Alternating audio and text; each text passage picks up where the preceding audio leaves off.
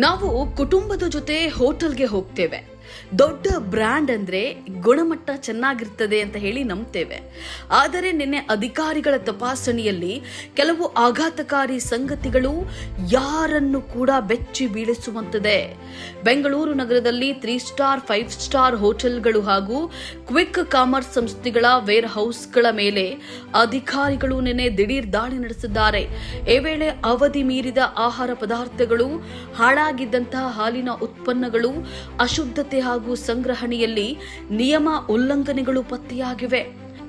ಆದರೆ ಮಂಗಳೂರಿನಲ್ಲಿ ನಡೆದಂತಹ ತಪಾಸಣೆಯ ವೇಳೆ ಹೊರ ಬಂದಿರುವ ಮಾಹಿತಿ ಇನ್ನೂ ಶಾಕಿಂಗ್.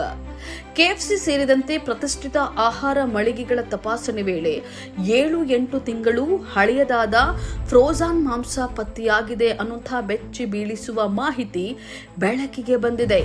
ಇಷ್ಟೇ ಅಲ್ಲ, ತಿಂಗಳುಗಳ ಕಾಲ ಬಳಸಿ ಕಪ್ಪಾಗಿದ್ದಂತಹ ಕರಿದ ಎಣ್ಣೆಯೂ ಕೂಡ ಪತ್ತೆಯಾಗಿದೆ.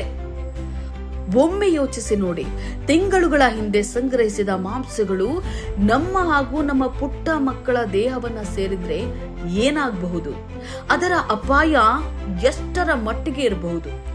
ಇದು ಕೇವಲ ಒಂದು ಹೋಟೆಲ್ ಅಥವಾ ಒಂದು ಬ್ರ್ಯಾಂಡ್ನ ವಿಚಾರವಲ್ಲ.